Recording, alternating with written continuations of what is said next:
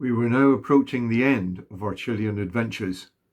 Having explored Arica yesterday and briefly experienced the dry and seemingly lifeless Atacama Desert, we were now driving up to Putre, a small town at 11,500 feet elevation, where we were acclimatized to the altitude before spending our final full day in the high Puna zone. Situated in the Altiplano, an elevated Andean plateau, the Puna zone is an area of dry grassland between the tree and permanent snow lines, which has a highly adapted and unique flora and fauna. To reach Putre, we would need to wend our way up through the Atacama, occasionally looking for birds, of course. We first stopped to try and find a bird called a greyish myna. Myners are small lark-like birds that nest in holes in banks or underground, hence their name. Why would any creature choose to live in such a hostile environment? It turned out that finding a small grey bird in this vast, barren, rocky landscape was a task beyond us, and so we continued our climb through the desert. Further on, we passed through a valley scattered with Berningia candelaris, the candelabra cactus, which grows here in Chile, but only in the specific elevation zone of 6,500 to 7,500 feet above sea level. This species is completely different to the Californian candelabra cactus, which is a type of euphorbia often found as a houseplant.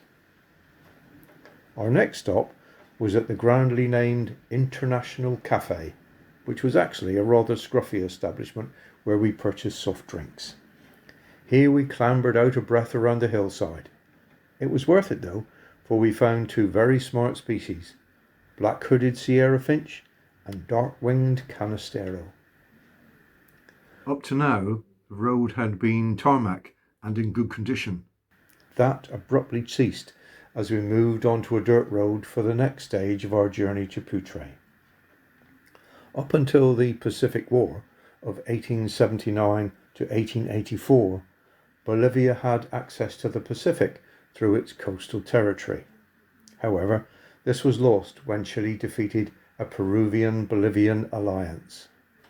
Chile does, though, grant Bolivia access to its ports of Arica and Antofagasta, and the heavy Bolivian trucks consequently hammer down the road from the border post in the Andes to the coastal ports. This part of the journey was alarming, as the dust from these vehicles obscured the view of the twisting, turning road, making driving difficult in the extreme. It was made worse by the thought of the deep ravine on our side of the road.